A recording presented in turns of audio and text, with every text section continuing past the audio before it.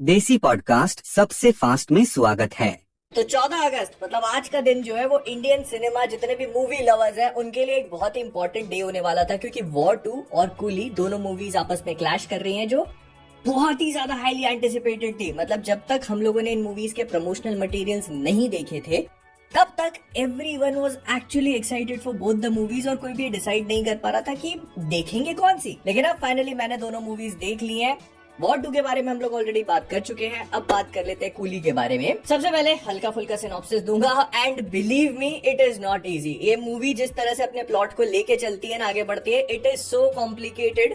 लेकिन हल्का फुल्का सिनॉप्सिस यही है कि रजनीकांत का जो कैरेक्टर है, जो अपने दोस्त के हत्यारे को ढूंढने की कोशिश कर रहा है और उसके रिवेंज पाथ पे सॉर्ट ऑफ निकला हुआ, और इसी बीच उसको मिलते हैं श्रुति हसन, और ये दोनों मिलके एक सिंपल सा केस को सॉल्व करने की कोशिश करते हैं।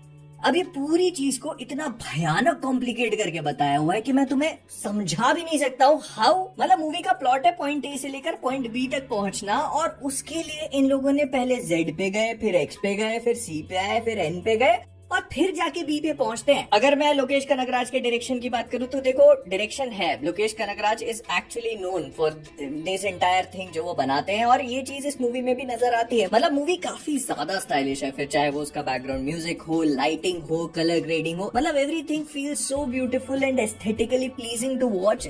स्पेशली इसकी colour grading, lighting, camera work, काफी सारी चीजें बढ़िया है। स्पेशली जो एक्शन सीन्स वगैरह दिखाने की कोशिश करी है, तो मैंने पहले भी कहा था जो विक्रम मूवी है, तो इससे उन लोगों ने वो जो प्रिसाइज्ड रोबोटिक मूवमेंट वाला कैमरा था ना, उसके थ्रू सारी चीजें करने की कोशिश करी थी। तो इस मूवी में उसको और एम्पलीफाई किया हुआ है, क्योंकि रजनीकांत साहब का जो फाइटिंग स्टाइल है ना, उसमें वो बहुत ज्यादा मूव नहीं करते, मतलब फुटवर्क कम है, बस वो अपनी जगह पे खड़े होके उनके सामने जो ओपोनेंट होते हैं उनके अटैक्स को डॉज करते हैं और काउंटर अटैक करता है। एंड इस फाइटिंग स्टाइल के लिए समहाउ ये प्रिसिशन कैमरा बहुत अच्छे से काम करता है, और वो जो पूरा लुक निकल के आता है, इट्स एब्सोल्युटली ब्यूटीफुल। मूवी की एक एक्शन सीक्वेंस है जहां पर हम लोग रजनीकांत के कैरेक्टर और उपेंद्र के कैरेक्टर को साइड बाय साइड देखते हैं, जहां पर रजनीकांत साहब का जो कैरेक्टर है वो बस बीच में खड़ा हुआ है and Upendra is doing all the fighting, और उस पूरी चीज को एक सर्कुलर मोशन में दिखाने की कोशिश करिए, along with slow motion shots, जहां पर भी रिक्वायर्ड हो वहां पर। And it looks so damn good, मैं बता नहीं सकता तुमको, इतना शानदार है वो पूरा का पूरा सीन। बट मूवी के कुछ बस यही अच्छी चीजें है जो मैं पॉइंट आउट कर सकता हूँ। मतलब मूवी डायरेक्शन वाइज,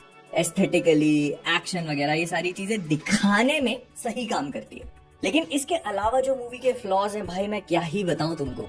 सबसे पहले मैंने पहले भी कहा कि मूवी का जो प्लॉट है, it is astoundingly difficult to understand, और जब आप उसको सरफेस लेवल पे देखते हो ना बाहर निकल के, तो तुम्हें लगता है कि इतना कॉम्प्लिकेटेड तो नहीं था। मतलब जो वो बताने की कोशिश कर रहे थे, कहानी इज एक्चुअली वेरी सिंपल, लेकिन उसको जिस तरह से उन्होंने जितना कॉम्प्लिकेट करके बताया ना, it makes absolutely no sense.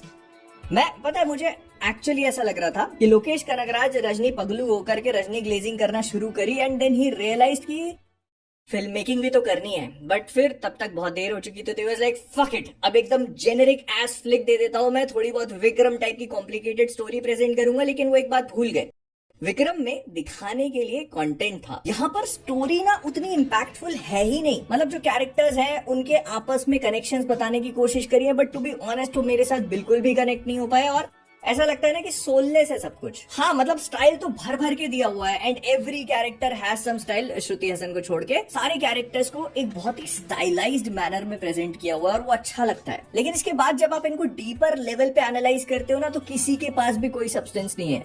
Nagarjuna का कैरेक्टर एब्सोल्युटली वेस्टेड, उसको ऐसे बताया गया था कि साइमन जो है वो नेक्स्ट बिग थिंग होने वाला है, बट कुछ नहीं है भाई।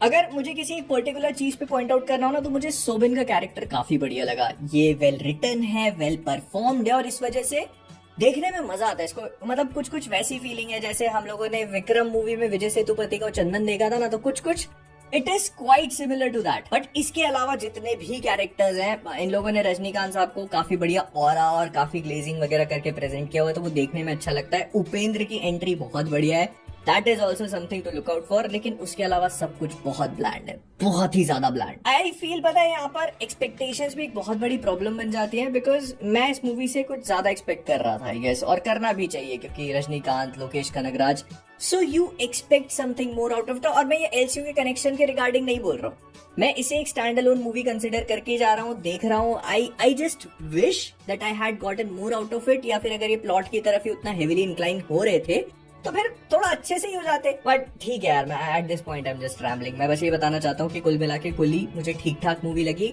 हो सकता है कि मेरी खुद की एक्सपेक्टेशंस इसका एक बहुत बड़ा रीजन हो, but I feel this movie had a lot of potential. Lokesh Kanagaraj बीच रास्ते में भूल गए कि उनको एक फिल्म बनानी है और रजनीकांत साहब की ग्लेजिंग नहीं करनी है, so he just went ahead and made anything that came to his mind. Movie के प्लॉट के जो कैरेक्टर्स है ना, वो एक दूसरे के साथ बहुत अच्छे से कनेक्ट भी नहीं हो पाते हैं, लेकिन फिर भी दे आर देयर। तो अगर तुम इसे देखने जा रहे हो तो 2-3 चीजें अपने दिमाग में रखना। एक तो एक्सपेक्टेशंस को थोड़ा मैनेज करके चलना, उसके बाद मूवी की कहानी थोड़ी कॉम्प्लिकेटेड है, yet it is very simple on the surface level. फिर एक प्रॉपर एंटागनिस्ट नहीं है, बस मतलब ऐसे साइड में लफंडर लोग घूम रहे हैं, उस टाइप की कहानी बनाने की कोशिश करिए। नागार्जुन को जिस तरह से दिखाया गया था ना कि Simon, it's not that. And तुमको मल्टीपल टाइम्स एक कैरेक्टर की एंट्रीज देखने को मिलेंगी, सो वो भी एक चीज है। श्रुति हसन की कैरेक्टर अपने आप को बस बचाने की कोशिश कर रही है मूवी में, and there is nothing to it on a deeper level. So yeah I think this pretty much covers everything up, but अगर तुमने देखी हो तो बताना तुम्हें कैसी लगी। मैं मिलता हूँ, मैं दोनों मूवीज को एक वीडियो में कवर करने की कोशिश करूंगा जहाँ पे स्पॉयलर्स पे भी बात करी जाएगी, and will talk about what went wrong. ये जो